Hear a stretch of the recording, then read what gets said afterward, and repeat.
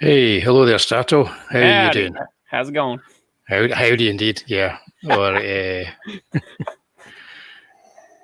We're back. well, yeah, we can't do that. We can't do the howdy because we're using our avatars, so we can't do the howdy where the lips don't match up to the actual words. That would have been perfect for tonight if we could manage that. Oh yeah. Yeah, no, I'm doing good, man. I've already had pasta for my dinner. Ooh. I think I ate a whole pizza. Oh, I hope. Well, that's good. We're keeping it Italian. Absolutely. Right. Excuse me. I'm not keeping everything Italian. I'm drinking gin tonight. Oh, I've got ginger water. That's good. It's yeah. Pretty. It's gingery. Yeah, we have a thing in Glasgow, where I come from, where we just call fizzy drinks ginger. This isn't even fizzy. I tried it out. I don't know what point it is. It's like pop or soda that's been defizzed, and it's just water with an aftertaste to it. So instead of the fruit coughing into it, it's just like it's spit in it. I just don't know why I'm doing this to myself. Well, yeah, it doesn't sound good, man. Maybe go and get a Coke or something for the fridge. It's a lot of sugar and salt to be downing all the time, and I'm just like, I'll try to get away from it for my wife's sake. And it's not great. Right. I don't think I've had a full sugar Coke for years. I moved over to diet, and then I moved on to what's that one, Zero? Yeah. But yeah. Anywho, they didn't have Coke Zero back in the West. So what are we doing tonight? We're talking about Westerns, yeah. Okay. We're going to specifically talk about a kind of period in the 60s into the 70s that has what was considered violent and shocking and in some ways kind of like deconstructing Westerns. It's like Dark Knight. Yes, the Dark Knight of Westerns, but with slapstick and laughs along the way. Yeah. What were Westerns, when you were a kid growing up, what were Westerns like? Because you had a lot of Westerns in America on TV. There was loads of stuff, wasn't there? Well, let's see here. So when I was, Westerns, one of my grandfather's two favorite, it was Westerns and war, like so many. Let's see here. The first one I ever saw was, I think it was Blazing Saddles. That was your first Western? Wow. First one that I remember. And then my grandpa would watch Bonanza a lot. And I think the first one I ever sat down to watch myself that was on VHS was They Call Me Trinity. Oh, really? Okay, yep. Cool. And I mean, this is really before I knew what it was. And then I started watching the Man with No Name stuff and Clint Eastwood type Westerns, moved on to I think the ones that were coming out when I was younger weren't the greatest. We're talking like Quick and the Dead with Sharon Stone. Oh yeah. Yeah, your mileage is going to vary on that one. I mean, it was kind of fun, but it wasn't. It was okay. Like most of those '90s westerns. I mean, you had Tombstone, of course, but Wyatt Earp with Kevin Costner. Those were the ones I think that were coming out when I was kind of understanding what westerns were. Right. So you were seeing what you were seeing Italian westerns like that you mentioned there. They call them spaghetti westerns as a kind of derogatory term because American critics didn't like them when they came out, and it kind of stuck. But you were seeing them as your first westerns. That's interesting because I was seeing John Wayne and Jimmy Stewart and all these kind of films. A lot of that too. Yeah. I think El Dorado was my first John Wayne movie. Must have been. Right. Yeah. I watched them with my dad and my grandpa, just, sit down and watch whatever they were watching. So I saw a lot of war movies and a lot of horror movies and a lot of Western movies when I was, 5, 6, 7. Yeah. So that's one of these things. I think there was an awful lot of them on when throughout the 70s and 80s on TV. So I think John Wayne ones are probably the first ones I can remember. And like you, it's if it's not El Dorado, it would be Rio Bravo. It's one of those kind of films. Same thing, really. That's Howard Hawks made the same film 3 times with John Wayne, didn't he? The Rio Lobo, not quite as good as El Dorado and Rio Bravo, but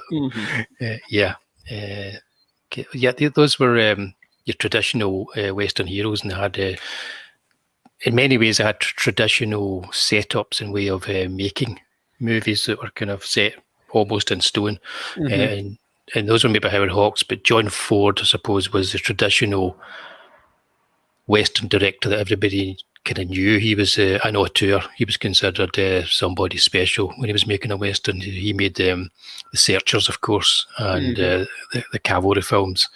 She Wears a Yellow Ribbon, and what's the other one? Rio Grande. And he made these films with John Wayne. He made The Man Who Shot Liberty Valance with Jimmy Stewart and John Wayne. And he made a brilliant film with Henry Fonda, My Darling Clementine, which is just one of the best Westerns. It would probably make my top 10. And depending on the day, it would make my top 10 just of best movies as well. One of my favorite Westerns doesn't even have gunfighting or anything in it. It was called A Big Hand for the Little Lady. Not a lot of people have seen that one. Oh, no, I don't know that one. Tell me more. It's I think it was a Henry Fonda. No, Peter Fonda, the older one. Right. Yep, he was. They were repairing a wagon so they could go out, west, and he got into this high stakes poker game. And then, as he's got this amazing hand, he has a heart attack, and his wife has to come in and finish the hand for him. So most of the movie takes place in just a poker room, back room kind of thing. So I mean, it's one of those things where like tension is really, really high. None of these guys particularly care much for a lady being at the poker table, but the guy's got this killer hand, literally, and the shock of all of the stress and tension gives him a heart attack, and she has to finish the hand to try to win the pot. Right, I don't spoil it because I've just made a note of it because no. That doesn't ring a bell with me at all. That's kind of like your basic elevator pitch for the thing, but it's one of those like super low profile ones that I think anybody that's seen it goes, wow. Right. Okay. I've made a note of that. I'm going to search that down and give it a watch. I'll be honest. I generally avoid Peter Fonda films. Right. unless I've got like demonic people and motorcycles in them. This one was one of those weird exceptions. Right. Okay. Yeah, but I made a note of that. That's a good one. It was made in 1966, and it was Henry Fonda. Yeah. Right. Cool. Yeah. Okay. Well, now what we're going to do to get things started is I've got my usual kind of like selection of images that can keep us going throughout the next hour or so. Yeah. And the first one that I'm going to kind of like share with you here is this one here. Not the so-so remake. I have a problem with that remake. But the original Magnificent Seven. Now, I think this film is a huge influence on the spaghetti westerns that were to come. Mainly because I guess if anybody's watching this, you've either seen the Magnificent Seven or you know the whole premise of it, where you've got all these gunfighters that come together against the odds, and they're going to protect this little village against the bandits. And what's interesting about it is the actors play characters that all have unique sort of qualities, and some of these qualities can be very kind of surface things, like that they're good with a knife, like James Coburn's character, or they're kind of like Robert Vaughn. They're a great gunfighter, but they're now an alcoholic, so they're having to deal with that. And they also have kind of like almost fetish-like costumes, some of them. You've got Yul Brynner in his all black costume and his, his bald head. They look like somebody's idea of what a gunfighter was rather than what an actual gunfighter would probably look like, And I think that was a big influence on spaghetti westerns to come. Well, you got to make each one different so that you can identify them at a different distance, because if they're all kind of wearing the same thing, they're interchangeable, and that's no good. They fit them up with their personality. Yeah, and it was like a really good sort of like a ensemble, big widescreen action movie, because it was much an action movie.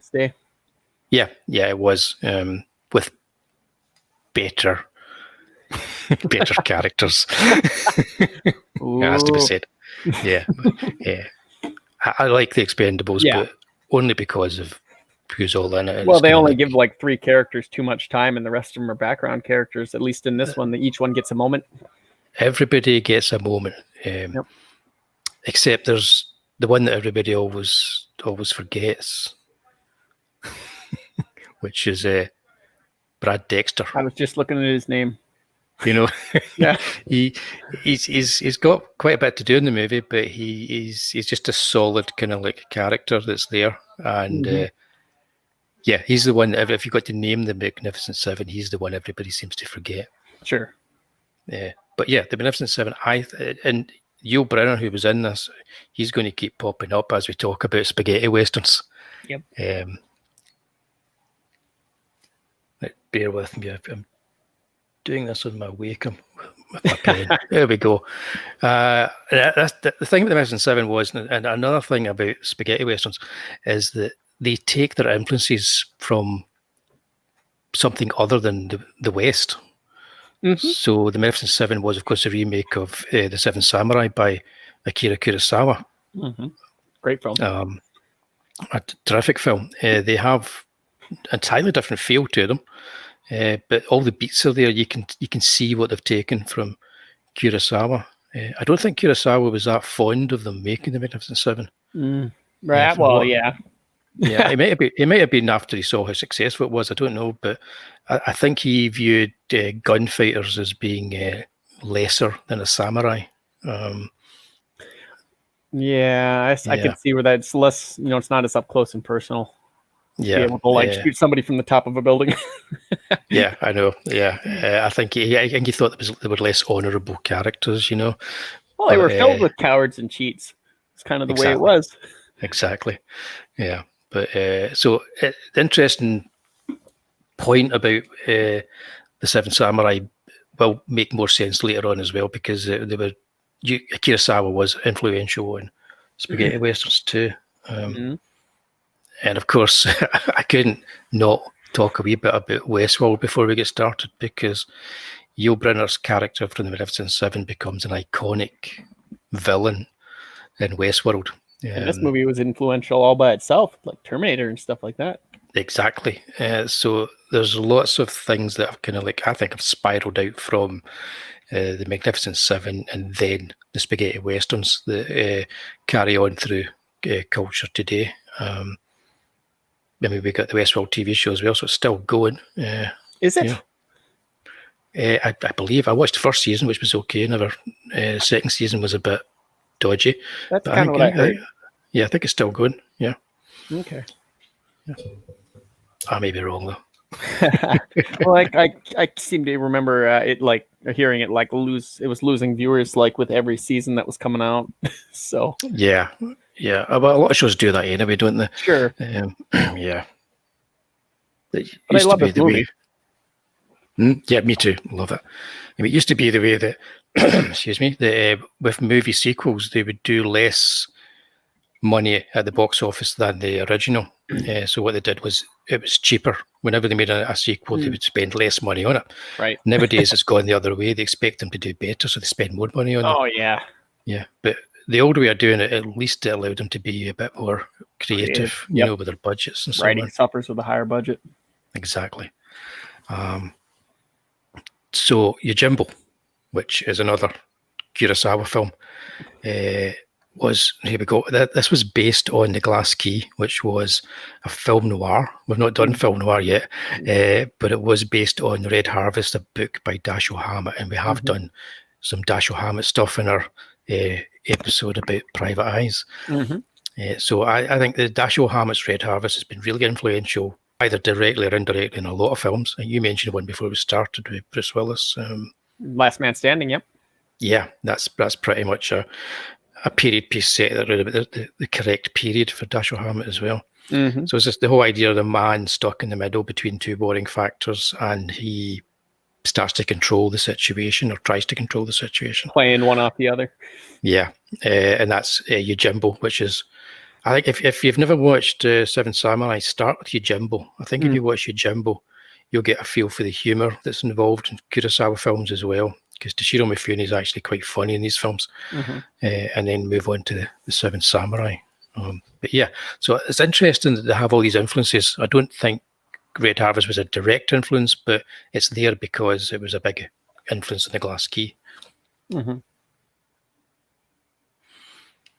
And now Yeah, we I are haven't seen those in a while. now we're there. Mm-hmm. Right. So when you first saw A Fistful of Dollars, did it seem as different and violent and strange as everybody thought it was when it first came out? And I think I saw Last Man Standing first. Oh, right. Yep. So by the time I got around to A Fistful of Dollars, it was like, well, now this seems very familiar. Yeah. I didn't know it was based on a book or anything like that, or taken, and I hadn't seen Yojimbo yet. But yeah, it's like the idea of two warring gangs or families on either side, and one guy just kind of strolls into town and uses it all to his advantage. I like this movie quite a bit. Yeah, it's a good film. It's a low budget movie made by an Italian director in Spain, I believe, starring an actor from a TV show that was kind of running into its final seasons, and nobody really expected much of it, I don't think. I think it was called The Magnificent Stranger. I think that was the original title for it. Yep. And he was Joe. And I believe Henry Fonda was the first person to be offered it. And his agent just sent it back unopened. It's like, no. And then it was, I believe James Coburn was next. And he asked for too much money. That's the polite way of saying you don't want to do it. Yeah. And Charles Bronson just turned it down. So he was, as far as we know, he was fourth. He might even have been further down the ladder, but definitely fourth choice. Bit of a Casablanca treatment. Exactly. But the fates were at work and the best person was cast. Now these people are all kicking themselves for not taking it. Yeah. So he was cast, Clint Eastwood was cast as the man with no name. I don't think he has a name in this. He actually does. They called him Joe, or I think it was The Undertaker called him Joe at one point. Does he call him Joe? Yeah. Yeah, he's got 3 different names in each of the sequels, but yeah, but I mean, even that scene, I've always thought, is that just the Undertaker sort of like making a name for him, as in right? We'd say, I don't know. Yeah, they left it ambiguous. Like Scotsman calling somebody Jock, that kind of thing. He was Blondie in the third one because of his hair, like so. Yeah. I think this is a terrific film. It was violent for its time because it was 1964, was it, for this? Yeah, thereabouts. And we should have Wikipedia pages open, but anybody out there, we don't. So yeah, this film was released and was a bit of a kind of a sleeper hit, I think, in America. It was Clint Eastwood, his attention was drawn to it and didn't know how it was doing or anything. I think he saw an advert for it or somebody mentioned it to him. He didn't recognise it because he'd made the Magnificent Stranger, but this film had been released called A Fistful of Dollars. And it turns out that it ended up being a huge worldwide success. Much better title. Yeah, definitely. And yeah, he went back over to make a sequel. The picture up there is Sergio Leone, who's the director. He's the guy in the cowboy hat. And underneath it is the album cover for the music by Ennio Morricone. And Ennio Morricone did the music for all of Leone's films. And he was a workhorse. He would do practically every second film coming out in Italy. He was doing the score for it, and he always approached them the same way. You do the best score you can for the movie that you're given. But he worked best with Sergio Leone. Eventually, Leone had him do the scores before he made the movie, which allowed him to play the music on set so that the characters, who all had their own themes in the Morricone scores, they could hear their themes and they could start to empathise with the way the character felt. And I believe he tried to do that. He made a film Once Upon a Time in America. He tried to do that with Robert De Niro and Robert De Niro was like, "Could you just turn that music off?" I'm trying to do my thing, and then Right. eventually got to the point where he was asking them to put the music on. And that was I saw Terence Hill. He was an actor for the spaghetti westerns. I saw him do an interview. He was saying that whether that's true or not, I don't know, because there's a lot of stories around these films that you don't know whether they're true or just. The only thing I remember Clint Eastwood talking about with these movies is the Italians didn't tend to keep a lot of records. They just sort of wrote the notes when they had them, used it, and then just kind of got rid of it as soon as the movie was over. So there's not an incredible amount of like production notes and things like that for these movies. I think 64, 5, 6, 7, 69. That's 4 or 5. Say about that 5-year period. I think they made about 300 plus westerns in Italy. Right. They were just churning them out, and most of them were just not very good. These weren't even the first westerns that Clint Eastwood I saw. I think mine were Outlaw Josie Wales and Hang 'em High. Yeah, because those were the ones. Hang 'em High was the first one he made after he'd made all of the spaghetti westerns, and then Outlaw Josie Wales was the one that he directed, which is we'll talk about that later, because again, that would make my top 10 westerns, definitely. This stuff I'm sure is definitely going to influence how Eastwood himself directed. Oh yeah, absolutely. I think so. Yeah, here we go. The sequel. Yeah. This is it's actually a trilogy. It's like Fistful of Dollars, A Few Dollars More, and The Good, the Bad, and the Ugly. It's a kind of a loose trilogy. The only thing they really have in common are the actors and the poncho. Because they're different roles. Yeah. This is my favourite of the three, I think, and I think it's because I just like Lee Van Cleef's character in it. Oh, really? Yeah, I just the whole, he's got the pipe, and he's got his guns are almost like gadgets. Out for revenge. Yeah, out for revenge, and it's got this brilliant kind of motif where he opens his watch and it plays a little theme, and then that theme becomes the music.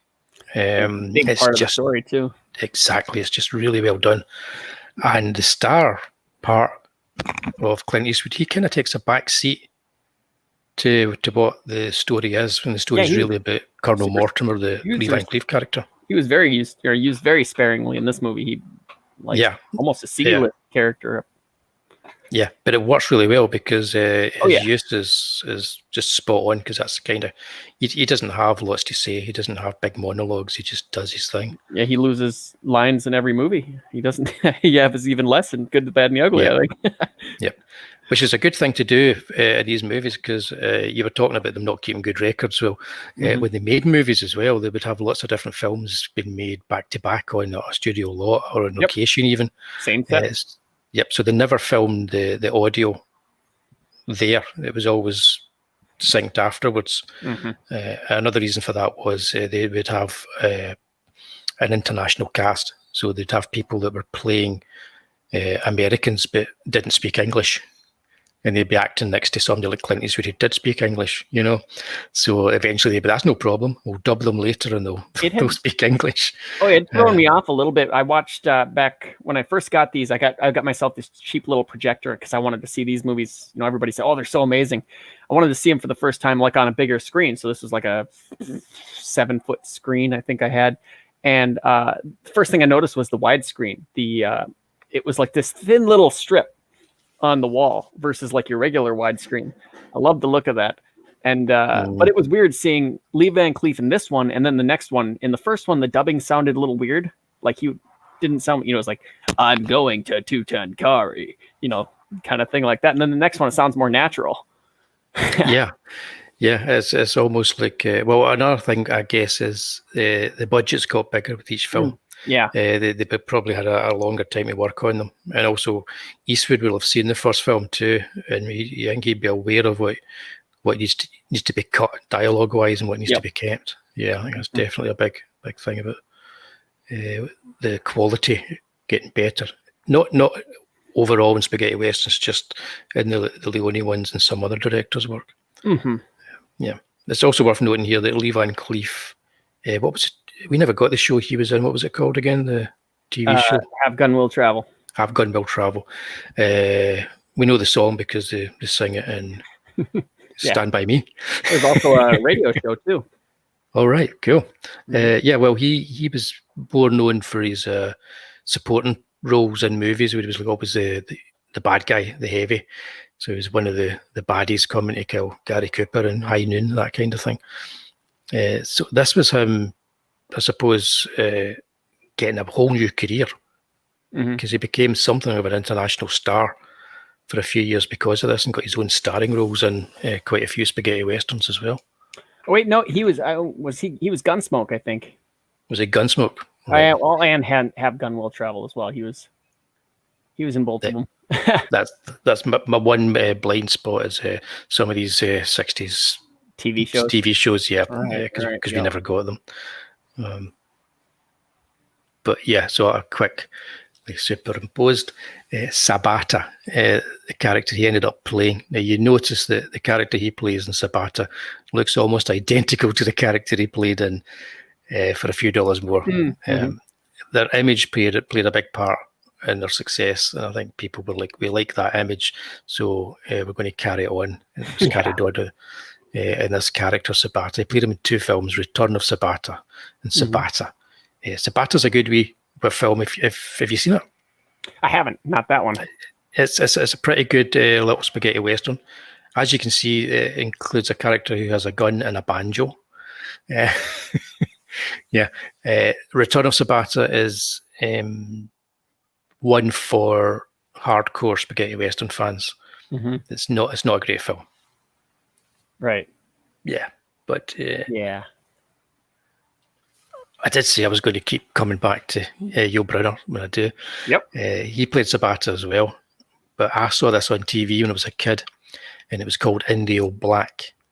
The distributor decided they would rename it Sabata because the Sabata films were so successful, and so it became, instead of Indio Black, it became Adios Sabata. They had a way of doing this, renaming films, simply because the character had been successful in a previous movie. Yeah. And they didn't care about copyright in Italy at that time. Not one bit. Some places around there, they still don't care about copyright. Yeah, I hear you. Right. Which brings us to Django. And Django, have you seen Django? Not this one. I saw the Quentin Tarantino one. But I haven't seen the spaghetti western ones. Right. Well, I don't think of the Quentin Tarantino one as a Django film. Yeah. The only true Django films have to have either Franco Nero or be created or directed or written by the original creators, as far as I'm concerned. Sure. In fact, there were, I don't know, hundreds of Django films.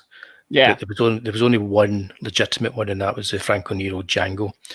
It was so successful. I think it was even a bigger success than Fistful of Dollars. Okay. And it was so successful that they were just changing the names of movies that were already in production to Django. So it's almost like Western Carry On. It pretty much I think Carry On Django could very well have been one of the actual films that they made. Even films that were not in any way, shape or form like the original Django movie, they would call it a Django movie. Right.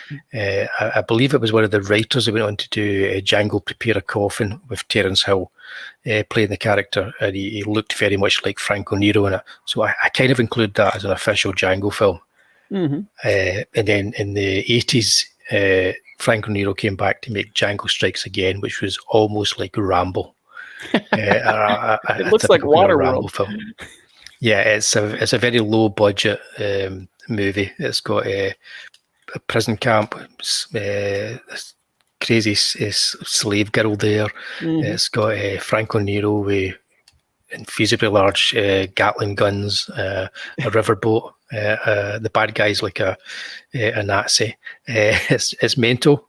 It's not what you would call a good film, but I don't like the word guilty pleasure, but it probably is a guilty pleasure. Straight B movie.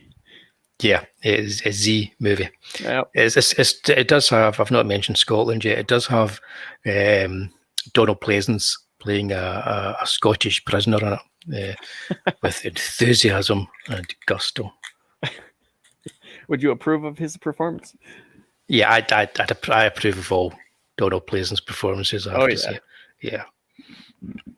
Now this is a Sergio Leone, Ennio Morricone, Clint Eastwood epic: The Good, the Bad, and the Ugly. I've always kind of thought you could take all of these names and you could apply them to all the characters at some point in the movie. You know, apart from maybe Lee Van Cleef. Right. You was horrible no matter what. Yeah. But it's a good name. You get three characters, how they interact throughout the story, and it introduces Eli Wallach to the spaghetti western, and he's quite funny and over the top and highly entertaining in it. I always like how these old westerns, and I mean maybe a little bit in the gangster kind of area too, how they took these like simple plots, like almost like going to get the groceries. You go from point A, your apartment, to the grocery store and back. That's not much of a story. So it's like you get out onto the street, you bump into a guy, and he don't like your face, so he's going to try to beat you up. And then you go running down an alley, and all of a sudden you trip on something and you break your arm. And then all of a sudden you get out. And they take these situations and they you think, oh, I know exactly how it's going to go. And then some guy just turns around and shoots another dude in the back, and you're like, wow, I couldn't have figured that out. You can't really predict these movies. No, I think was it Clint Eastwood mentioned when he made the first one with Sergio Leone, there was a way that they shot gunfights in American westerns, the traditional way, where you would have the shooter in one shot and then they'd cut to the person being shot. And that was a kind of throwback to the Hays Code, where the censor said you have to do it this way, you know. So whether that was a steadfast rule in every western pre-spaghetti was like that, I don't know, but the majority of them were very much like that. Because Clint Eastwood noticed that must have been how the setup was on Rawhide, and he noticed that Sergio Leone wasn't doing that. He was having them in the one shot, just shooting, you know, the full action. And he was like, "Well, this is different." I don't think he didn't mention it to him because I think if he'd been working in America, the director of photography would probably have said, "This is not the way we do it here," you know. But he knew straight away that it was a different kind of film just by the way they were shooting it. Took to make though, because I mean, like the American westerns, those were like even movies, 2 weeks, you're done. Next thing. That's why John Wayne, I don't think anybody is ever going to beat his record for starring in films. I think it's like 175 or something like that, something close. That he starred in movies, because he was making them like a few of them a month. 2 weeks, done, move to the next one. 2 weeks, done, move to the next one, because they were so low budget and so fast to do.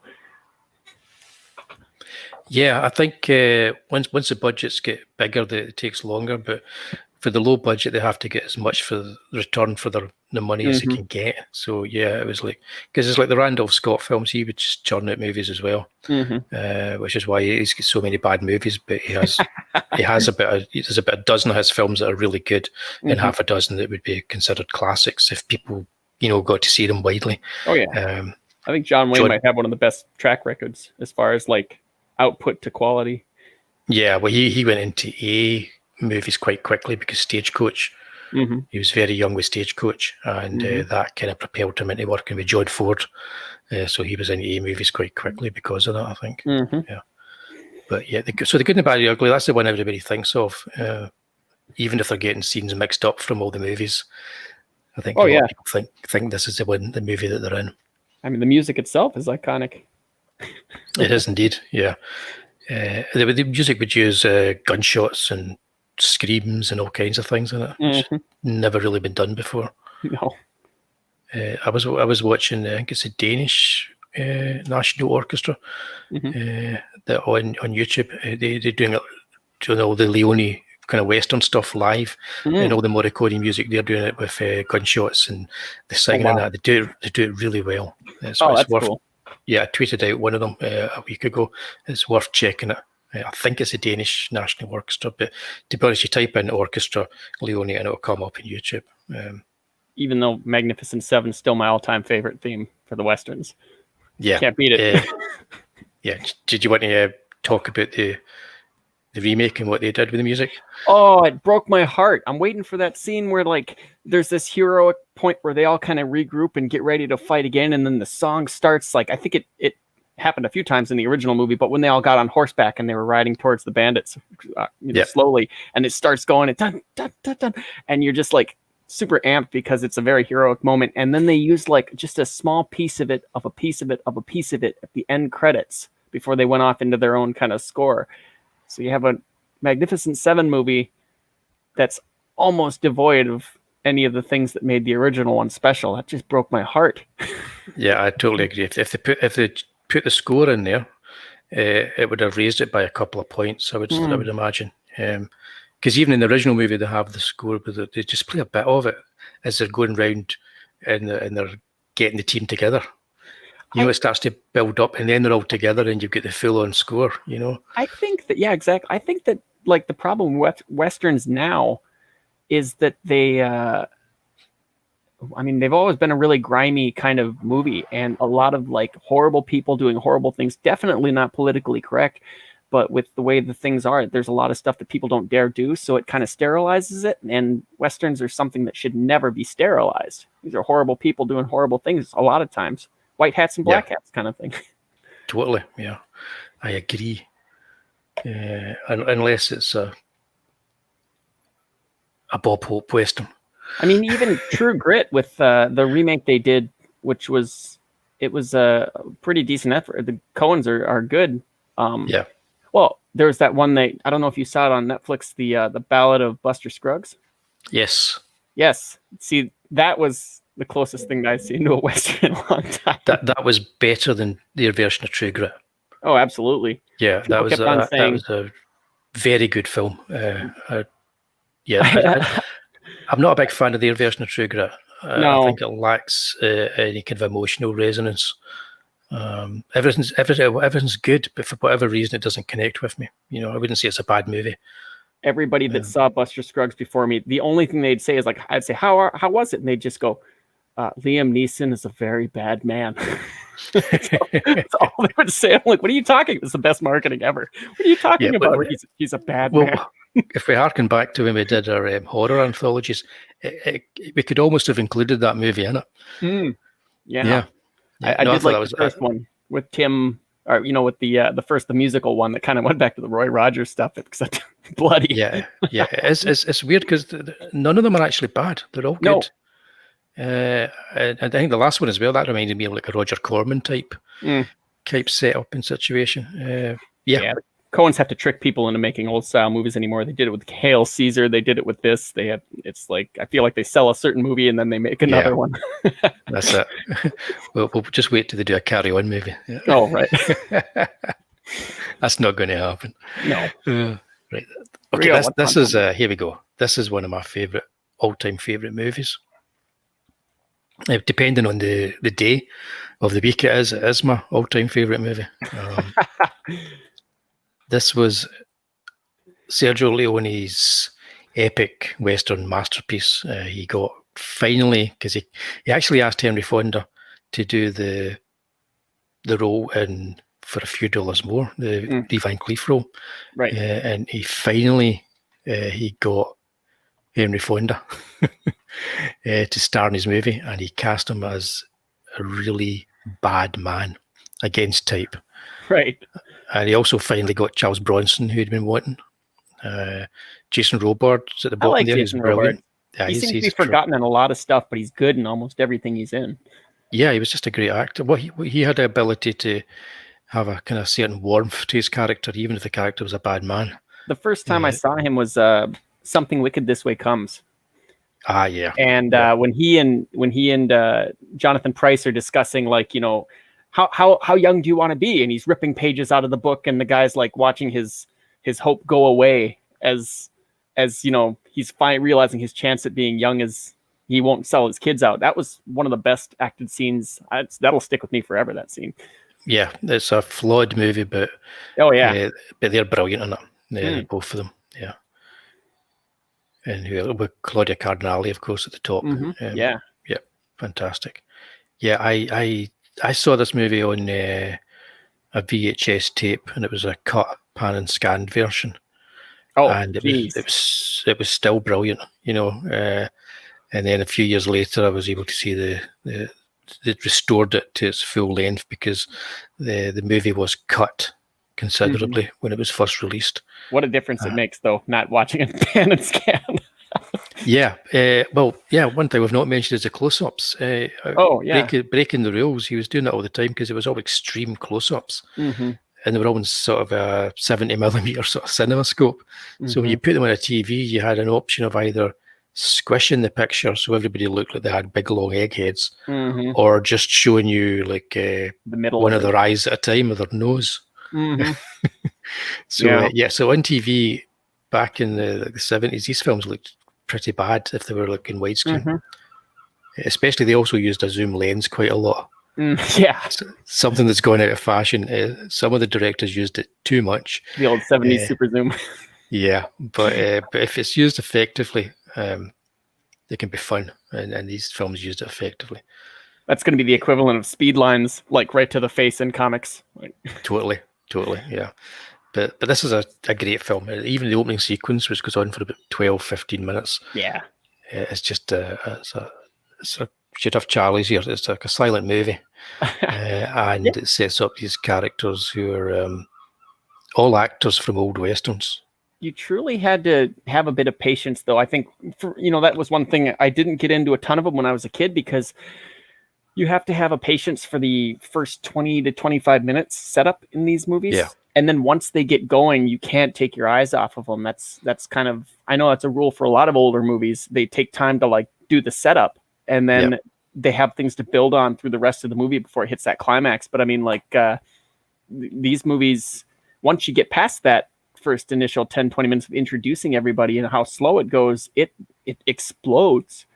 Yeah, I think it's essential that you watch them properly. And by that, I mean, if somebody's just watching this on TV and they're, when's something going to happen, and they're getting up and they're checking their phone and all this kind of stuff, they're not going to get into it. Because the pace is very deliberate, and it's like that way for a reason, because it might look as if nothing's happening on screen for 3 or 4 minutes, but 20 minutes later, you realise a lot happened on that screen, 20 minutes ago. I now kind of get it. I think that's what it is. So you do, like you say, you do need to have patience.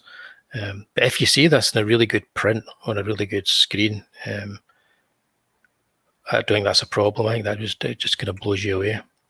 Another thing with these old movies that I always liked was they, there were like real people. And by that, I mean like interesting faces versus these are all like 20-year-old, models kind of thing. So you didn't really have to, they didn't need to be distinguished because you could see the faces were, I mean, even in this picture, all 4 of those faces are very, very different versus something like the best example I got is either take, say, Alien 3, when you watch that movie and there's just a bunch of bald white British guys. Yep. And then Charles Dutton. And there's really no way, once they're getting off left and right, there's really no way to tell who it was until later on. Not that you really, really mind, but back with these, it was just a huge variety of different people. With different personality types to suit them. Well, you've hit something there as well, because it fits into the whole dubbing aspect of these movies. They were sold internationally, so they were hugely successful in like Germany. I'll let into a little secret. If you're wanting to get some good Blu-rays of westerns, check on Amazon on Germany. Really? Double check to make sure that they've got the English language track on there. But for some reason, the Germans still love their westerns, and you can get. I got Shenandoah, the Jimmy Stewart film, on Blu-ray from Germany, so you can get all these films from Germany, which is odd.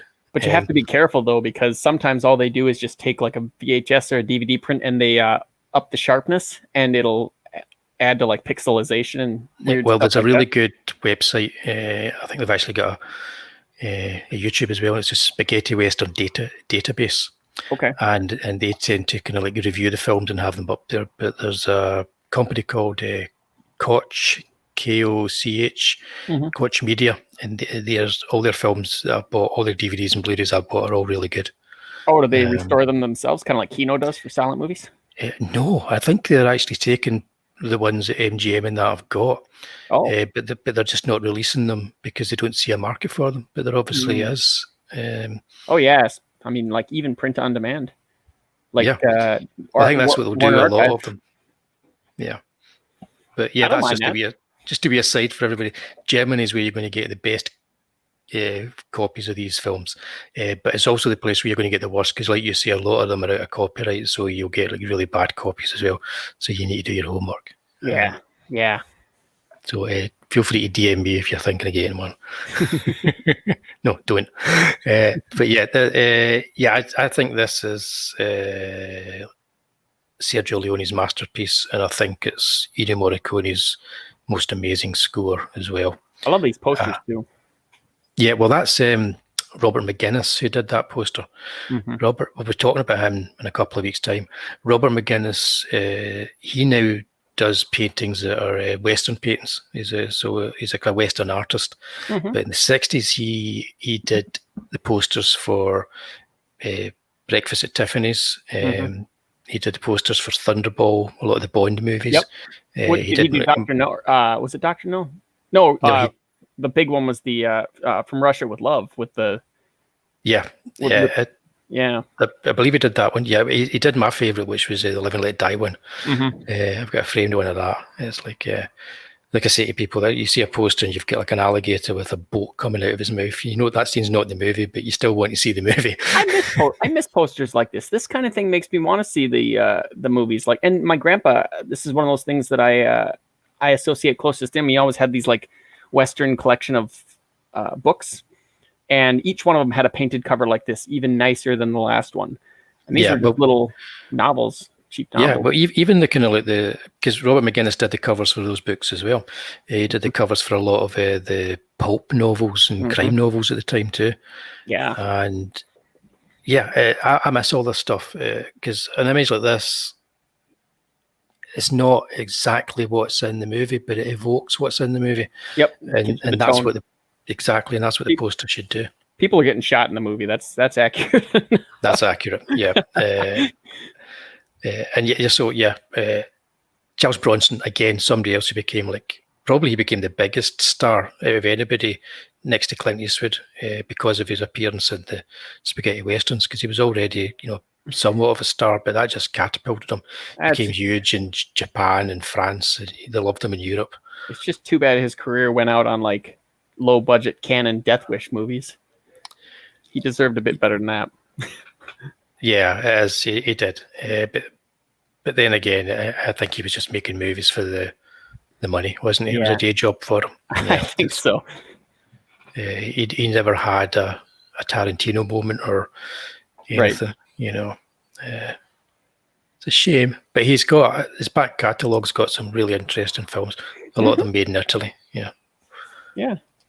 But yeah, let's see what will be going next year. Okay. I haven't seen this. Docu-Sucker, it was called in America. Fistful of Dynamite. This was Leone's political western. Right. This strange thing happened to the spaghetti westerns. They became political after the first few years. So the film on the right, A Bullet for the General, started making these films that were set in Mexico during the revolution.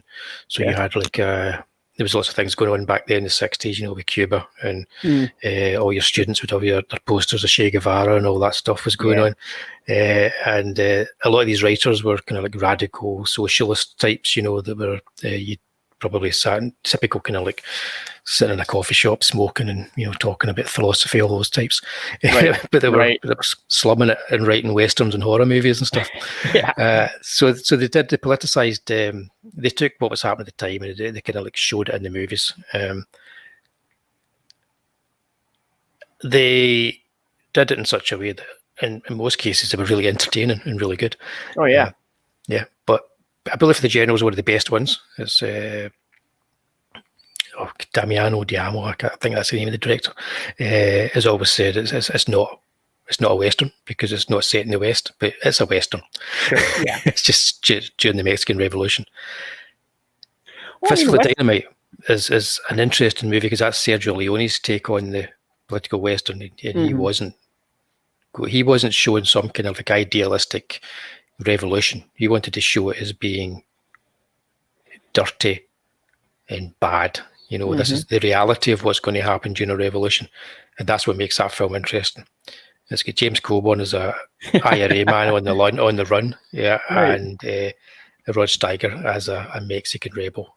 Oh wow! And it's probably other than out of all the westerns that Leone made, it's today that would be highly problematic if it came out. Twitter would be up in arms about it. I think nowadays there's something different about I mean, like one of my favorite shows, Justified, very much a western, even though it's set in like Kentucky and it's like a lawman versus a bunch of rednecks and stuff like that. But they've had to change how they do them now. Yeah, that was a great show. I loved that. Yeah, that's Elmore when I realised Leonard it exactly. And kind of Timothy Olyphant, that's where you realise he's actually a really good actor. Of course, he was a western writer for a long time before he got into like that kind of crime fiction, Get Shorty, and doing movies. Yeah, exactly, because he wrote Hombre, didn't he? He had a great way with dialogue, or realistic Yeah. dialogue. Oh, but there's another one that was the one with the train. Oh, What movies? yep. Yes. I'll come to 710 to Yuma. Something. What's it called Yeah. again? That's one of his, isn't it? That's 310 to Yuma. 310 to Yuma. I think that was one of his. Yeah, he did two. Or they had their original and then they remade that with Russell Crowe and Christian Bale, I think. Yeah, that was a good remake. Yeah, it was one of the few good remakes of recent years. I'm just going to take a little sip of my gin here. Excuse me for a minute. Go for it. Yeah. Rod Steiger's played like Latin guys a couple of times in his career, which is kind of funny. Yeah, him and Eli Wallach probably be frowned upon in what they're doing in these movies, but they are playing really good, interesting characters. He plays a complete slimy, horrible character who changes as the movie goes on, and he has this relationship with this James Coburn, who's it's hard to explain. It's a movie you just kind of have to watch and let it, if you like it or not. decide whether you like it. Even if you don't like it, yeah, you should come back to it a year or two later and give it another go. So it's one of those kind of movies. I don't think Leone was going to direct it originally, but he ended up having to direct it because James Coburn was like, I'm only doing this movie because you're making it, you know. So I think he was going to write and produce it, and not direct it, but he ended up directing it. And it was another film that was cut to ribbons when it was released in America. Yeah. Yeah. So all these films they were successful abroad with critics, successful with audiences some places, not so successful with a lot of the Italian critics. They kind of like frowned upon somebody making stories about the West when they should be making stories about them, you know. Right. Critics can be that way. Oh yeah. For sure. Hey, now we're talking. This was your first spaghetti western here. Yep. The one on the left, which is, but My Name is Trinity. That was the first one, wasn't it? Yep. They call me Trinity, I think. Well, they call me Trinity, and Trinity is still my name. Yep. That was the sequel, right? What was the one with the Mormons? Oh, I don't know. It's been a long time. Because they both seemed just the one big movie to me now. I know there's a lot about beans and hitting people in the head and slapping. A lot about Mormons, slapping people. Right. There's no pictures. I've got no pictures of Bud Spencer here. He was like a kind of like a heavy set, fat guy with a beard. So you had the skinny guy and the fat guy, and they were the kind of like the Laurel and Hardy of spaghetti westerns. They crowdfunded a video game with these two. I was so shocked to see it. It's like a beat 'em up where you can run around and like Bud Spencer's like slapping people. Yeah, it was like a 2D beat 'em up. Is it still available? I think it's on Steam. Okay, I like the sound of that. Yeah, they were hugely successful because they made. I remember seeing VHSs of their films where they'd be policemen or like big gangsters or whatever. Yep. They were like the Abbott and Costello of Italian cinema. Hugely successful at the time, and Terence Hill, kind of good-looking leading man type, but playing these kind of really crazy comedic broad characters. Yeah, I'm trying to think if it was I can't remember the name of the director now. It's left my head. It's the gin. Sergio Leone did not like these movies. The thing about these films was you're in Italy and you've been watching spaghetti westerns for years, and they've made hundreds and hundreds of them, and it's like you probably like, I'm going to the cinema. Oh God, What no, else it's we another, got? Yeah. it's another one. Who's in this? It would be like Clint somebody. What they would do is they would take actors and they would give them names that sounded like they were American actors, and the directors would take names that sounded like they were Americans, try to fool people into thinking it was an American type western. For sure. I don't know why they kept doing that, because people were used to Sergio Leone and Sergio Corbucci, who we haven't mentioned, who made Django. But they went to see the Trinity films, and the Trinity films were parodies. They were a case of like, everybody's sick of these films, let's make fun of them. Yep. And they didn't make fun of them like in a loving sort of like wink wink kind of way. They just outright took the mickey, and that appealed to people at the time, and they became big successes. Like Austin Powers? Like Austin Powers, exactly. It was like, although I think Austin Powers does have some kind of reference towards the originals in the...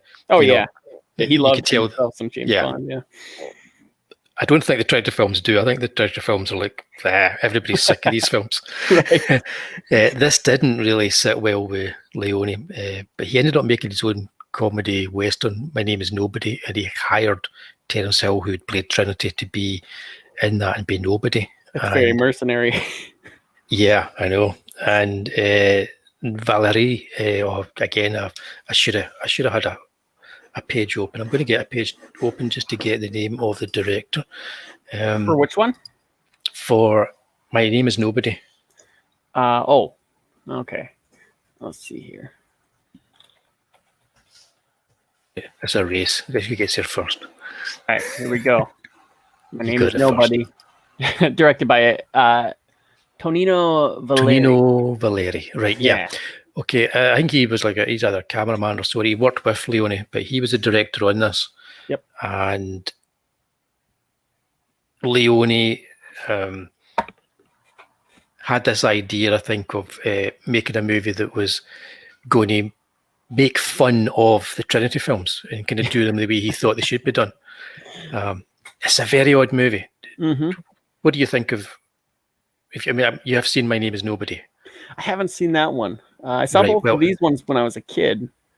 Yeah, well, it's a very odd one because it's got really broad slapstick comedy in it, but it's got Henry Fonda. And the whole idea of it is that Terence Hill's character is the New West, and he's unpredictable and kind of kooky and weird. And he's wanting to give Henry Fonda's character, the old gunfighter, he's wanting to give him a heroic final showdown. So he wants to have him fight the 150 people of the Wild Bunch, like 150 guys on horseback. And the whole movie is him manoeuvring to set him up to give him this heroic moment where he can then create a legend for Henry Fonda. So there's actually a lot of depth to it. It's almost like an old Homer type story, because Leone loved all these Odysseus and all that kind of stuff. But it's also got really crass and not particularly unfunny jokes. Right. And the odd thing was, I was watching some commentary on this movie just this afternoon.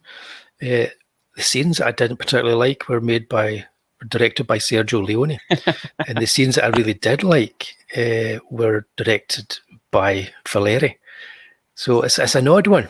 It's one of these films where, it's one of these films where you probably come back to every now and then, and it's got a strange and interesting score by Ennio Morricone as well. But yeah, so this was to be the final Leone kind of western.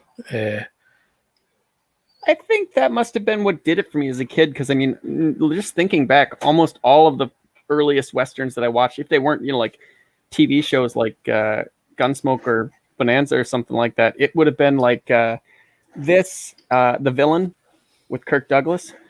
The El Dorado, which was the funnier of the two between that and Rio Bravo. Yep. Let's see, Blazing Saddles. Well, yeah, El Dorado was the one with James Caan, wasn't it? No. Oh yeah, James. Wait, no. El Dorado was. Yep. Rio Ricky Nelson was in the other one. Yeah, Rio Bravo had Dean Martin and Ricky Dean Nelson. Martin. Yeah, and then the other one El Dorado had Robert Mitchum. Yeah. Yep. So I was a softer spot in my heart. Exact same movie. Exact same movie. Yeah. But yeah, I think almost all of the earliest Western movies that I watched were comedies, and then of course as a kid I started to get into the serious ones that were just coming out at the time, like Tombstone. Just because they were new movies. It's like, here's a new movie. All right, I'll watch it, because I watched almost everything as a kid. Right. I'm just going to say to the chat, we've not been ignoring you. We know you're there, but StreamYard is just not letting me bring up any of your chat. It's weird. Yeah, because I haven't been watching it on YouTube. I know you're there because I've seen you there. So to Tony and Jan, who are in the chat, or been in the chat, Charlie's, hi there. Sorry, I can't actually bring you up on screen right now. I had to flip back and forth a little bit with another window. Yeah, it's just not. See what I mean? That's the only thing it shows me. So sorry about that, guys. But yeah, John Wayne, Rio Bravo, El Dorado. Sorry, I interrupted you there because it just dawned on me that everybody was actually there. We just caught up, and I'm all ginned up and talking about westerns. So I'm in sagebrush heaven. Ready to go. Dang you, duck! Right, so what have we got here? Oh, okay. Spaghetti westerns that we haven't mentioned. Right, Sartana. Right. Sartana. Sartana was a character who I think was more popular in Europe than he was anywhere else. Okay. They're good films. They're worth searching out if you can get a good print. Never heard of them. They've got them all on YouTube, but they're really bad prints, and they're much better films than they look. One other film that people should search out if you want to go with a deep cut is as a Django film, and this is after me talking about Django earlier on and saying that there's only a few really good proper Django films, and this one's called Django the Bastard. And it's if you've ever seen a film that maybe just be about to talk about, if you've ever seen High Plains Drifter, you might well like Django the Bastard, because throughout the movie you never really know whether Django was alive or some kind of avenging angel. It's very kind of low budget Django ripoff, but it's worth watching. For the Apocalypse, if you like your Lucio Fulci slasher or zombie movies, then you have to watch For the Apocalypse. It's his very odd hippie-like spaghetti western. There you go. It's a deep cut spaghetti western for anybody out there who's wanting to dive in to something a bit different. So, yeah, Lucio Fulci, who made Zombie Flesh Eaters, did make a western as well. So now if you could show these, like somebody comes up and says, you know what, I've never seen a Western. I don't know nothing about no Westerns. And you can only show them one movie to kind of grab their attention, say, this is what it's all about. And this is the movie that'll probably hook you. If any of them could hook you, what would that be? For spaghetti Western, it would probably be I would go with For a Few Dollars More. Yeah, I think it would probably be for a few dollars more. I don't know if I want to start them on one of the 3-hour ones. Right. Yeah, I'd maybe go with that. Or even just start them with Fistful of Dollars. Or maybe even just start them with that. That's the shortest one. It's the shortest one. But I think For a Few Dollars More is more accessible because it's got the Colonel Mortimer character. I think it's getting more of an emotional through line that Fistful of Dollars doesn't have. Yeah. Sure. What about yourself? What would you? Probably not the Trinity movies. I mean, no. That's kind of like 8 years old. It's kind of like James Bond. If you start them out with Roger Moore, like the later ones are closer to Austin Powers than they were James Bond, so it's going to give a very different impression. Don't you think? But no, I'd probably go with something like I don't know. Would Hang 'em High be one of them, or is that American?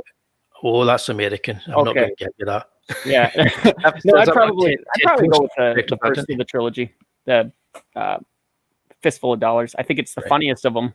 I think it's familiar because of that, like if they like Japanese movies, they've got the Kurosawa stuff. If they liked the 90s type stuff, you get the Willis movie. So it's going to seem very familiar, sort of a gateway drug kind of thing. Yeah, I totally get what you're saying there with that. Western wise, just any Clint Eastwood or John Wayne movie would be a decent start. Yeah, Western wise, I also like the Anthony Mann films with James Stewart.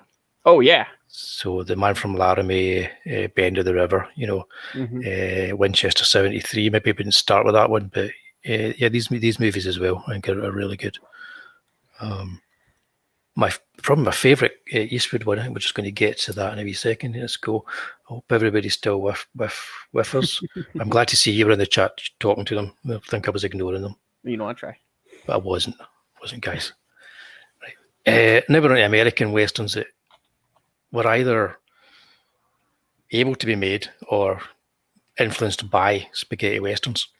The Wild Bunch, I don't think you could say it was influenced by spaghetti Westerns, but I've put it here to be talked about because the violence in it was something that everybody associated with spaghetti Westerns and not so much with American Westerns. Mm-hmm. And this is probably more violent than the majority of spaghetti Westerns. Clint Eastwood, the simple color palette, the lower budget kind of stuff. Like, I'm sure he learned a lot about filmmaking just by watching how that all worked out. Yeah.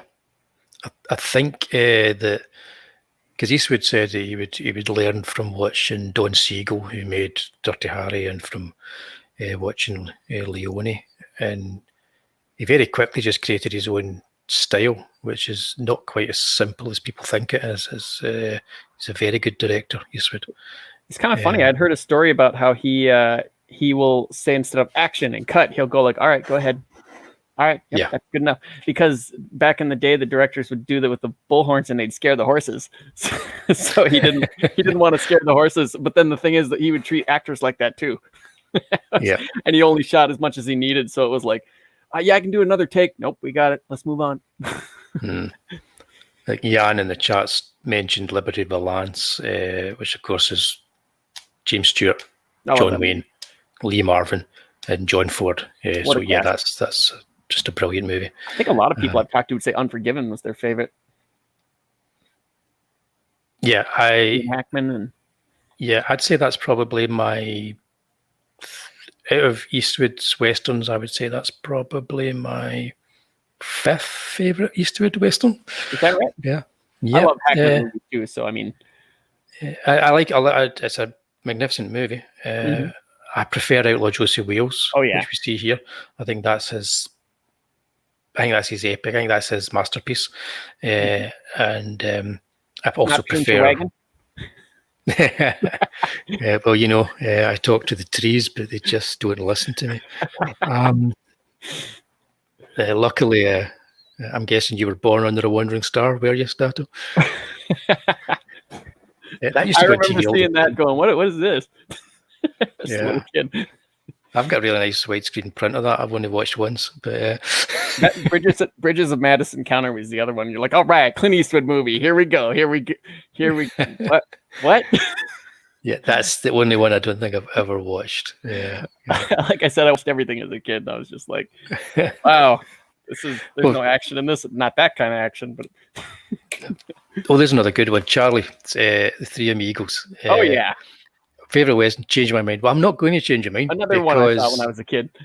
Yeah, I did say all roads lead back to the Magnificent Seven, and The Three Amigos is just another remake of the Magnificent Seven. It even has a terrific Elmer Bernstein score. So yeah, that's a terrific Western. I'm not going to disagree with that. They got a great actor to play the bad guy in El Guapo. That was that was hysterical. And I think I remember laughing so hard at the singing Bush. Oh man, I think I missed the last 5 minutes afterwards. The Invisible Swordsman. Great. Yeah, such a good film. highly underrated. I think a lot of critics sniped at that movie when it came out. Oh yeah. You watch that in a cinema full of people and they just laughed from beginning to end. I think my favorite line was the whole when they're all like, I'm going to spend my money, I'm going to buy a car, I'm going to go to parties, and then it gets to the third guy and he's like, I'm going to start an orphanage. Oh, I mean, yeah, I was totally going to do that. Yeah, I need to watch that again. Yeah. Oh yeah. But just to bring us back a wee second, I want to talk about High Plains Drifter for a minute. Good movie. Because that's a film that today would be highly problematic. So it would be great if somebody would make a movie like it. That's the first time Eastwood fully directed a film. People looked at it and it wasn't his first film as a director, but looked at it and went, "Oh, he's good." And he'd obviously learnt from Leone, but he had his own style. This is as much a horror movie as a Western, which is why when I saw it as a kid, that for many years that was like my favorite Western. I don't remember this one with the famous threat. Like, anybody shoots at me, I'll shoot you, your family, burn your house down. And he gets up and like nobody shoots at him. Yeah, I'm trying to think. Is that not Josie Wales? Maybe yeah. I love that line. Yep, I'm trying to remember. Yeah, again, I need to watch. It's been a while since I've watched High Plains Drifter, because I don't know where I've got my Blu-ray. I've lost it. It's also really nice that you can get a lot of like Clint Eastwood's movies in like box sets, because he always filmed at Warner Brothers. He was a Warner Brothers guy. He liked them, and he did very few movies outside of that. Yeah, and the ones outside now, you can get them in their own box set. So you've got the Universal Paramount ones in their own wee box set. Yep.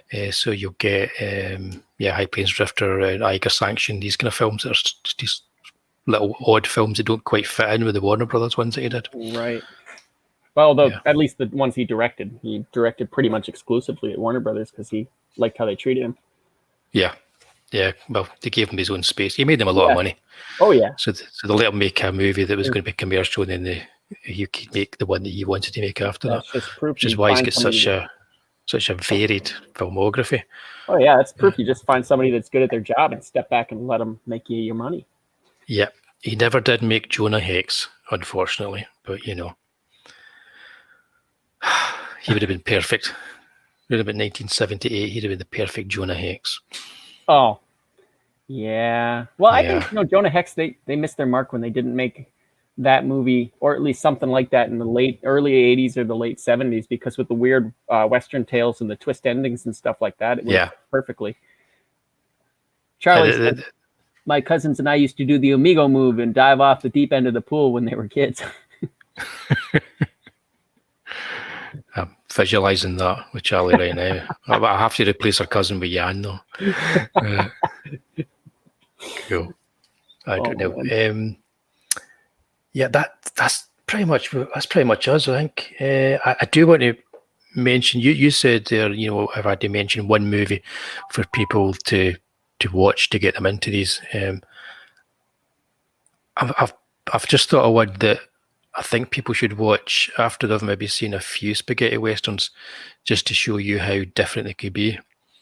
And that's The Big Silence. And it's a movie made by Sergio Corbucci, who made Django. And it's got Klaus Kinski, who played Nosferatu. We haven't talked about him. He was in lots of these films. He's in it. Was he in? Was he the Hunchback in A Few Dollars for a Few Dollars More? Yes, he was. I thought I recognized Nosferatu. Yeah, he was. He was in loads of them. He was most of them. He was the villain, because with his face, he was always a villain. How he does it, yeah. Yeah, I'm just double checking this Big Silence, because another thing was these films had lots of different names. I kept on looking at that guy, going, I know that face. I just know it, and yeah, that's what it was. Well, his daughter was Nastasia Kinski, who was in the remake of Cat People. You can see she's like him, but she's much better looking than her dad. It's A Great Silence. I knew it wasn't The Big Silence is a different film. It's called The Great Silence, and Klaus Kinski's in it. And it's kind of like a revisionist Western, a deconstruction of what a Western should be. but it's very much from the point of view of how would things really go down if bad men came into town and started doing what they wanted to do. Right. And it's set in a town that is snowed in as well, so it's got this kind of really bleak quality to it. It is not a fun movie. Don't see a lot of snowed in westerns. No, and they always look good because the Pale Rider looks fantastic with the snow. Apart from like what was the Quentin Tarantino one that I wasn't a ridiculous fan of, but that was, I mean, it looked beautiful, shot on old cameras and stuff like that. I'm certainly giving it that. Yeah. I'm not the biggest. I like him, but I can't watch most of his films more than once. Right. I thought that film was self-indulgent. Well, it's just him really wanting to make his mark. And really nothing else. Yeah, I'm not going to forgive him for what he did to Bruce Lee either. And I didn't see that one yet. I heard a lot of people were mad though. Yeah, I was angry. But I tell you what, though, it's one of his best films. That's what makes it even worse. I also heard that too. Yeah. But as far as westerns go, his Django Unchained is good. Yeah, but like I say, it's not a real Django film to me. Yeah. But yeah, the Great Silence, that's my recommendation if you want to see a deconstruction done well. Mm-hmm. And if you want to be just depressed at the end of the night. Don't we all? It's one of those kind of movies. But yeah, so that's a Sergio Corbucci film that I want to put out there. We used to get some of these films on BBC Two over here late night on a thing called Movie Drome, and director Alex Cox would introduce somebody to talk about them. And there weren't many books out there or things that you could buy. I remember when I was a kid, there was a big spaghetti western book in a bookstore, and I couldn't afford it, so I would go in and I would like read bits of it. Mm-hmm. If I knew a film was coming on TV, I'd go in the bookstore and I'd have a wee look at the section that had that film and read something about it. Eventually, I got the money together to buy the book. I read most of it before I bought it.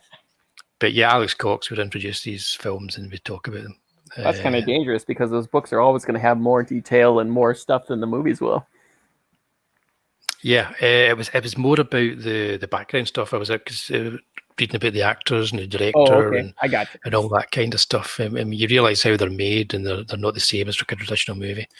But yeah, in some cases, I'd seen the movie, so I knew that A Fistful of Dollars had lots of stuff cut out of it. That's what ruined stuff for me as a kid.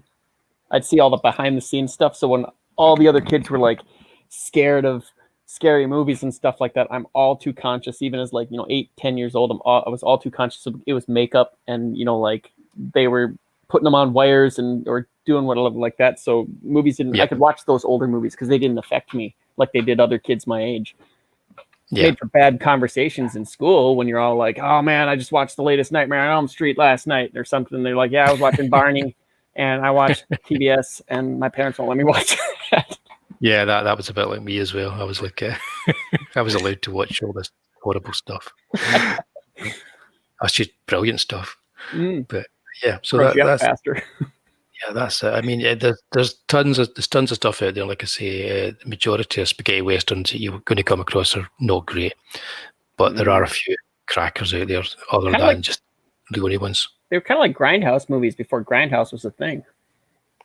Yeah, just I guess. Stuff. Bam, bam, bam. A good kind of like a parallel would be the Shaw Brothers and the Golden Harvest kung fu films. Because they fairly, especially Golden Harvest, they just churned them out. A few weeks filming. Somewhere and fight.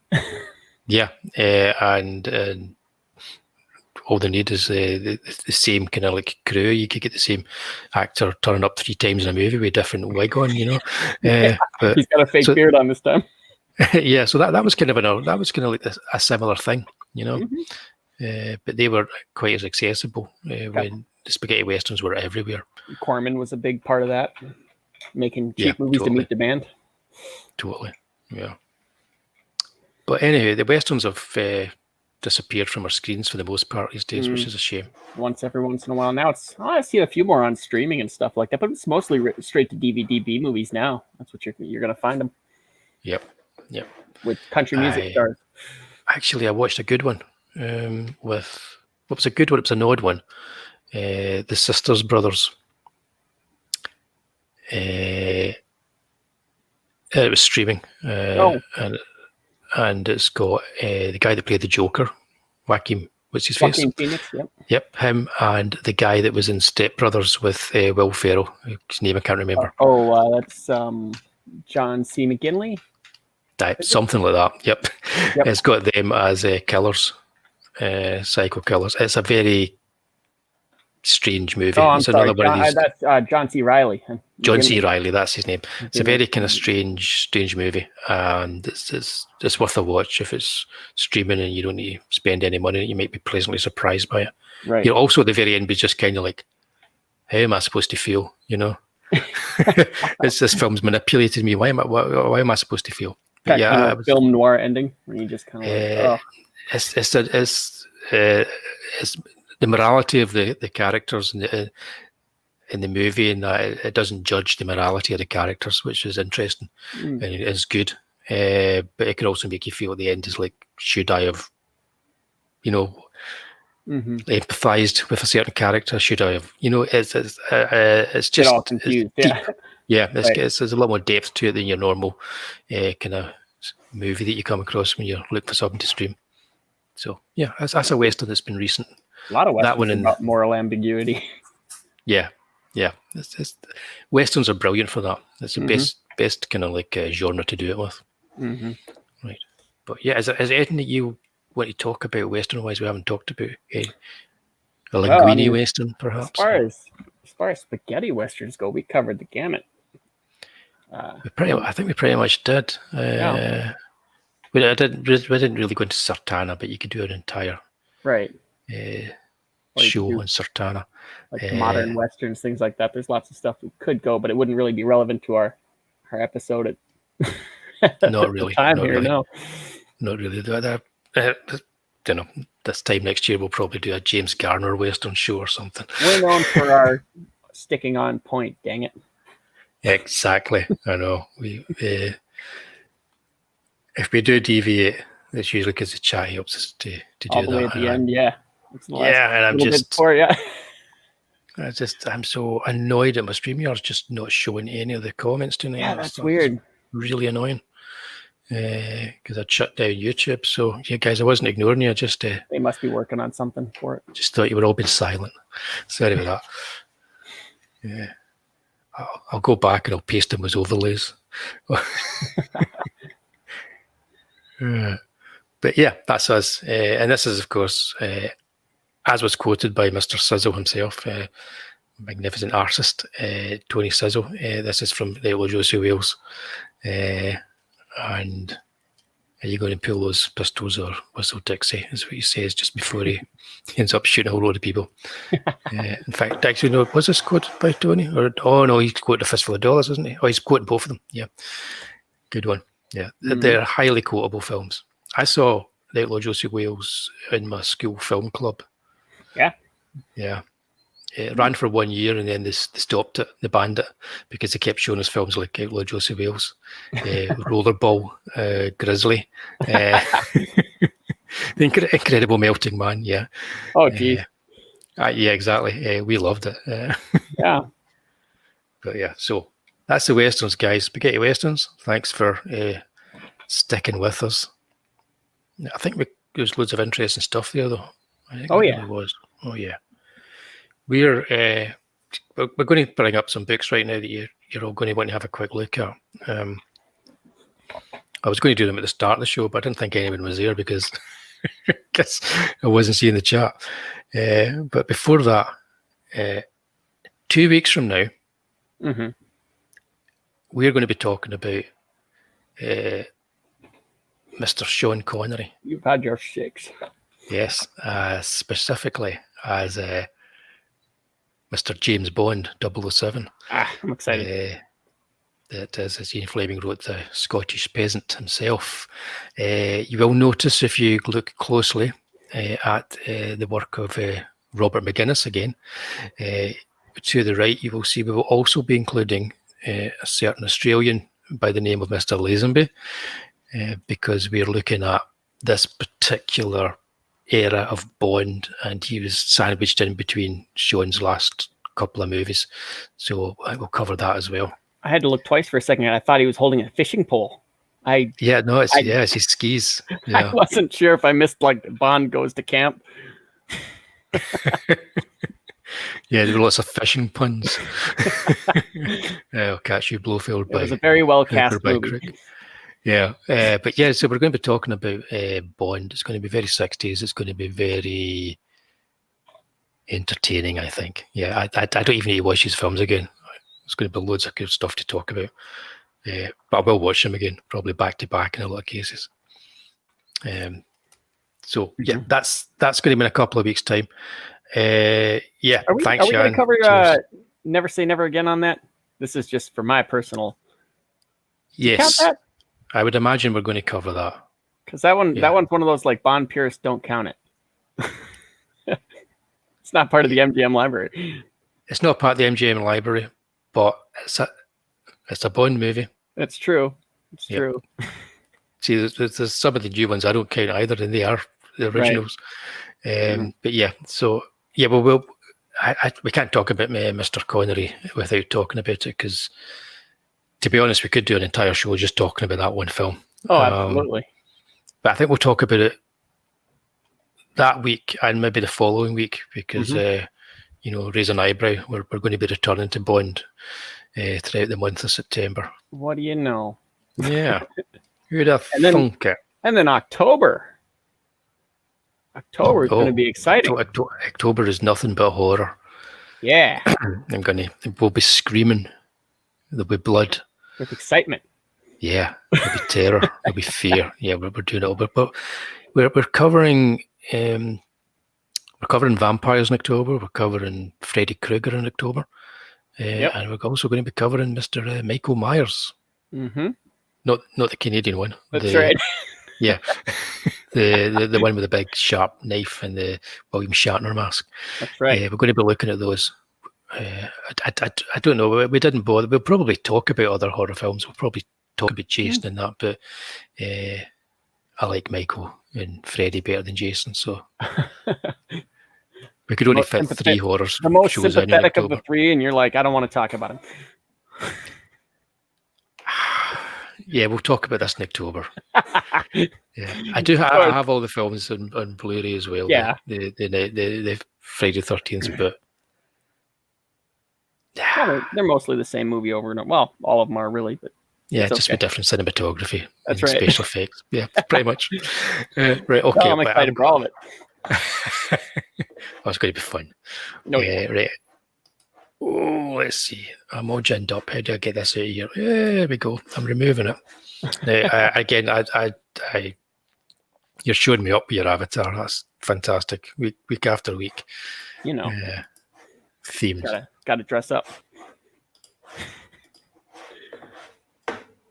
Right. Okay. It's becoming a thing in and of itself. Indeed. Right. So what do we got next? Got some books.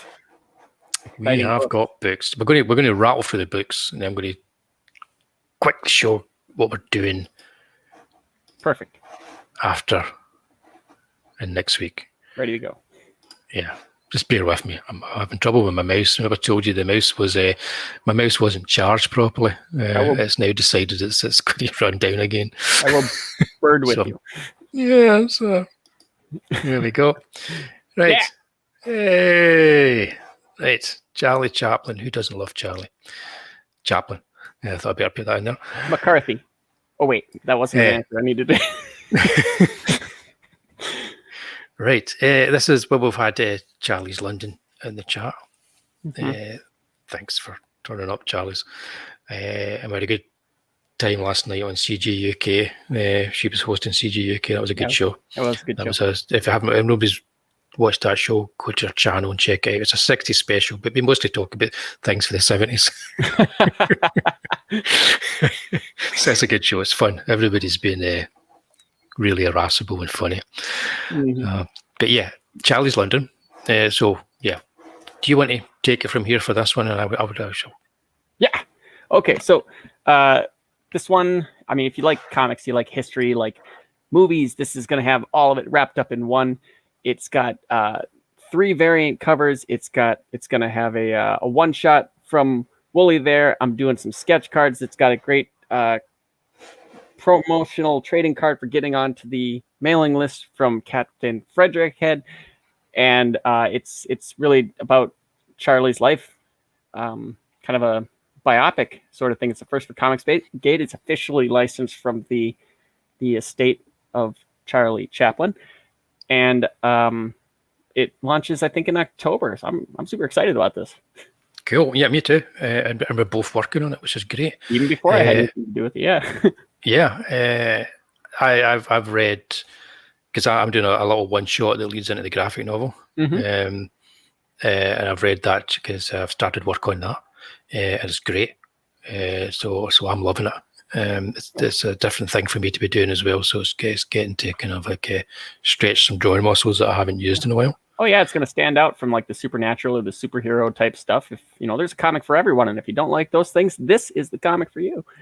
Yeah, I mean, there's 2 pages where he fights dinosaurs, but I've not told Charlie about that yet. But that can be in his prehistoric. It involves pies. That can be in his prehistoric past. It doesn't. It's a authentic retelling of the great Charlie Chaplin's various adventures and stories, I would say. And they are adventures, because that's what they are. It's little adventures through life as he very storied becomes life. his tramp. Yeah. Okay. So this is get on that mailing list, everybody. That's it there. You put it in here, put your email in, right? You click this one here. You don't bother with that one. And you sign up, and then you get an email. And then when you get that email, make sure you click on that email. Okay? And that's sure you signed up to the mailing list. And we only use these mailing lists to let you know what's happening with the actual campaign that's been created. So you want to be on it because you just get your updates. You've got to be the first one in there. Yeah. You don't want to miss out. This is going to be a huge campaign. Yeah, it really will be. Yeah. I've been saying where else are you going to get Wullie and STATTO's artwork in the one place together? Well, nowhere for me. This is the only place I've ever actually decided to sell my art, so that's a rarity. That's it. And you've got Donald DeLay, you've got Vinny Tartamella. Tartamella, yeah. Vinny Tartamella. I've been doing my Italian all night, and my tongue's killing me. Hang on, I'll take a swig. And then Carl's coverage. Vinny Tartamella. There you go. I should have had a drink before I said that. And the brilliant our own Carl Stefan job of Mary Boys. And that's going to be a shiny card too. The trading card. That's Mr. Head's work. Production value to it. I love it. I'm excited about that. Me too. If I wasn't in any way involved in this, I would still be excited. Absolutely. I was saying this and the Chenoo were like my top 2 most anticipated for a while. Ooh, right. Yeah. A little bit of real life, a little bit of monsters. Did you say monsters? Monsters. I did. Yes. Perfect transition. Okay, yeah, perfect transition. So this is Ailsa Dark, Werewolves and Bampots, the conclusion. It's my baby, I suppose. Ailsa Dark is a supernatural superheroine with a very Bronze Age 70s feel. At least I think she does. But also try and make it feel just a wee bit modern as well, and a little bit different. What I try to do with this story is take everything that's in my head that's influenced me and put it down on paper in a way that it looks new and fresh. And I hope I've done that. It's a story that's told from 3 different points of view. And what you're looking at on screen, this quote, "I am death's dark dream and God's regret." That's one of the final things that the narrator says at the end of the books from the first campaign. And that's the kickoff for this 3rd and final issue. So if you sign on for this campaign, again, put your email in there, agree to the terms, don't bother about that, but hit sign up. If you want their newsletter, you can click that bit as well. So this is like 70s monster movies, like specifically, like you're talking about. It's very much a 70s kind of vibe about it all. Right. But it does have Ed Wood makes an appearance, as does Bela Lugosi, and Plan 9 from Outer Space, because she is, her alter ego is to be like an Elvira type horror hostess presenter. And our partner, Umar Nawaz, is like an ex-Glasgow Scottish policeman. And they tell this story. And what you're going to get here is you're going to get, says it here, the complete story in one campaign. Perfect. So you're going to be able to get the issues that you missed out on by not backing the first campaign. They'll all be here. I didn't keep the first campaign in demand for that long. The first campaign was out there. It's been fulfilled. Everybody's got their comics, and all the feedback was great. There's going to be lots of interesting stuff I'm going to do with this campaign. And there's also going to be some original artwork that's going to be available too. So if you want to get some things that other people won't be able to get, you have to put your name in there and sign up. Same story as before. Yeah, because the early birds are going to get a special deal. Okay? So please do. Okay. Right, let's rattle through these. So what have we got now? Not Daredevil. Okay, right, well, Call Me Mark. If you watched me last week on Comic Book Gold, I talked to Call Me Mark. That was fun. We talked about lots of interesting comics. And this is a satirical parody of the culture and context of the golden age of comics, and it's all been recontextualized. I didn't read that word first because I've been drinking. This is going to be funny. It's going to be funny. It's going to be hopefully shocking in a good way. And what he does is he takes these old public domain comics and he creates his own highly relevant modern stories around them. The original comics are bonkers to begin with. So I can only imagine how bonkers they're going to be once Mark's got his hands on them and twisted the images to work for his storylines. Actually, I can't only imagine because I've read the first Not Daredevil that he did and put out there, and it was really funny. And so I would definitely get your name in here as well. Click on this. Sign up for Not Daredevil. And don't forget to confirm. Oh yeah, don't forget to confirm. Please don't forget that. He's also got another campaign out there. It's in demand, and it's the Adventures of Kim Il-sung and Beskidea. I've got this. It's really funny. Captain Frederick Head created his first cover here for this campaign. It's a reworking of an old Golden Age Captain Marvel cover, I believe, with the man being replaced by Kim Il-sung, and it's an alternate history, and it's funny. It's like a Italian fumetti or a picture story where he takes all these images and puts his own storyline and words to it. So yeah, another one that's definitely worth checking out. It's highly affordable as well, and if you're offended by backing a book by a commie, you can in fact back a tier that lets him burn the book. It's interesting to note that's more expensive than actually just buying the book. And my favourite ever tier is the not chromium cover, where he will hand wrap it in tinfoil, sign it, and send it to you. Yeah. It's a nice wrap job too. Yeah, so you can tell he's taken a lot of time over it. There we go now. Here we go. Okay, you gotta love this. Gotta love it. It's in demand now. It's Phantom, Volume 1. It's a little A5 art book by Peephole Circus. And yeah, he's working on a comic right now. And it's going to be amazing, I think. This is almost like the introduction, his introduction to people. I think that's why he made it so cheap. Sort of. Yeah, it is. This is dirt cheap.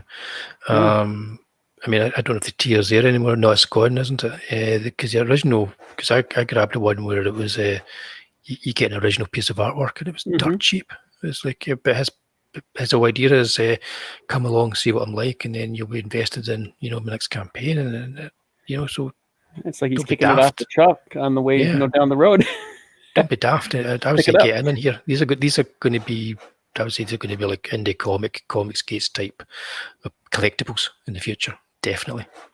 Oh yeah, he's already starting to like his meteoric rise. He's done a bunch of Cecil art that people know, and yeah, that's the first thing I saw was his Cecil art. Yeah, and he's kind of getting himself into different places art wise and stuff like that. So this is going to be like ground zero for him. I'm proud of him. He's doing great. Yeah. People Circus. Maybe talking to him in a couple of weeks. You never know. Hey. Yeah. All right. Merry boys. Yeah. Yeah. Look at this. This is like by far the most successful It was my introduction book to right now. Yeah. It was my introduction to CGUK comics, and now I'm going to be starting myself a little collection. This is very kind of like British and European in its style and influences, but it's also got like an Eastman Laird influences, a Teenage Mutant Ninja Turtle vibe about it too. So if you take that great comedy show Father Ted and you mix that with the Teenage Mutant Ninja Turtles, that gives you a rough idea of what to expect with this, but not exactly. And Carl's artwork, it's not digital. Nope. It's lots of ink washes, and he is.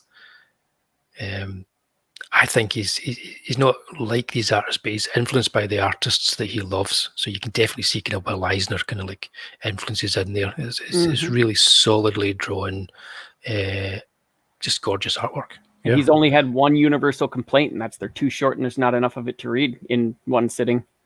Yeah, it's the only thing I've heard like across the board. Like, where's the rest of it? It does. It really zips along. So you can sit and read both issues. It's not. There's not a lot. There's not stuff to read in there. It's just you get really into it when you start in, and before you know it, it's over. Yeah. But yeah. It reminds me of some of those old like 70s magazines, you know, like the Conan and 2001. Because I think it helps that it's bigger than a regular comic, almost magazine size here. Almost. Yeah, a lot of us have got an A4 size, which is like a magazine size. That's what I went for as well. I originally did that because I sold them at convention here, and they just, if you've only got a couple of issues, I thought make them A4, they'll pop off the stand, people will see them. They'll walk along Artist Alley and they're seeing all these traditional size comics, and then they come to yours and it's like, boom. Especially over here. It's very, very different to see something bigger than, 6 and something by 10 and something? Yeah. I love these the A4 size. It's like when you were young and you got your first copy of Heavy Metal or Vampirella or something like that, and they were bigger and they just seemed, more dangerous as well. So I want to say Black Sad was bigger like that too. It's one of the few I think European books I've got kind of around. The European ones. They come in all shapes and sizes. Yeah, the American ones tended to stick to the traditional comic size or the big Treasury edition. Yep. Which, guys, say I love those. But this is like my favorite comic I've read in years. I'd say. I've never seen to Carl's my favorite indie comic I've read in years. But actually, it's probably my favorite comic I've read in years because I've not read any mainstream ones recently that have really kind of like done it for me. Makes a difference when it's not the same rehashed stories over and over again in like the big two comics, doesn't it? Exactly. Yeah. It felt like we were sitting down and reading a good issue of 2000 AD or something, where you don't know what to expect. That's hard these days. It's hard to find stuff like that. Which is what you want in a story, not being able to like look at the cover and say, I know exactly what's in there. Exactly. And here we go. Right. I think I'm going to take a wee sip. Do you want to take it from here? I'm just going to take a wee sip. Oh yeah, Super Dead. Mandy Summers, Peter Gilmore bringing superhero and horror in for their second book. Which the first one was a kids. Well, for Mandy, it was the kids' book, and then she just went hard left turn into more mature comics and stuff like that. About a superhero that saves the world, and then he contracts like a zombie thing through absorbing some power, and he goes down into the sewer hoping people will save him, but they don't. They forget about him, and he slowly loses his mind and resents it. It's a hard tale, and if you like stuff like The Boys, Sin City, harder stuff like that, then you're going to want to take a look at this one.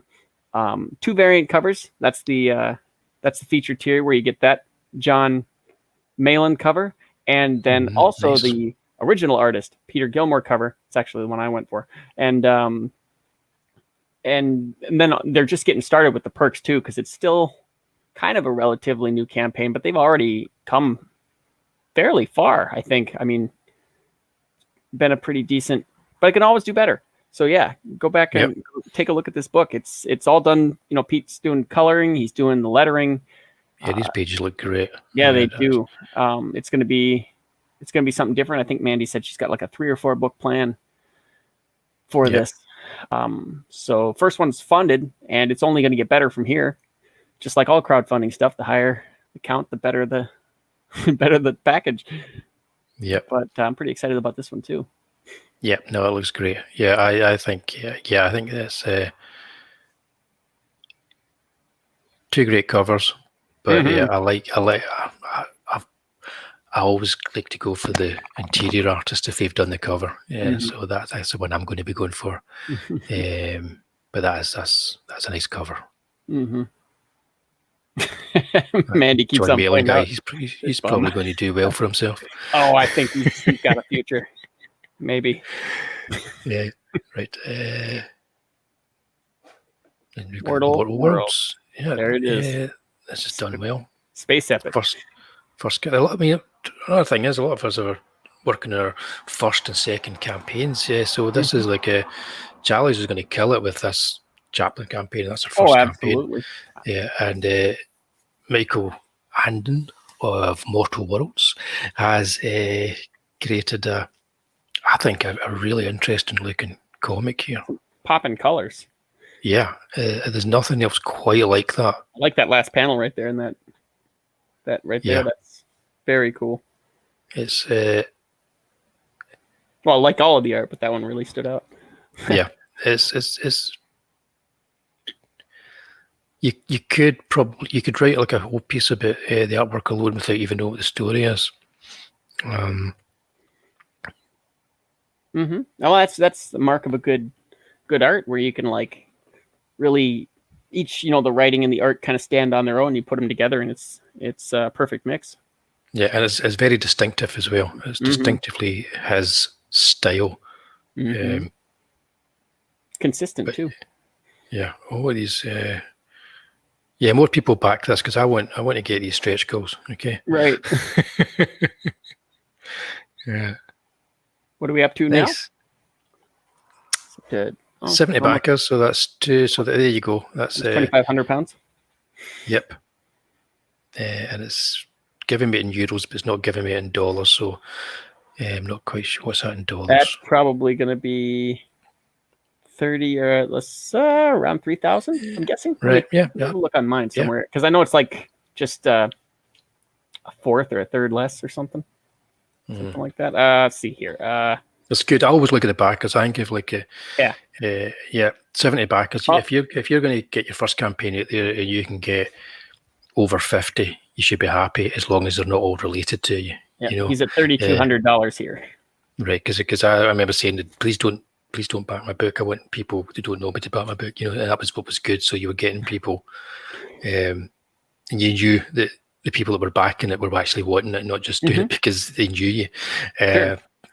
So what you do is you build on that, and that's what I think that's what the first campaign should be for a lot of us. And that looks as if it's done well. He's been kind of like off the radar recently. I've noticed that I haven't seen or talked to Michael or Caroline for a long time.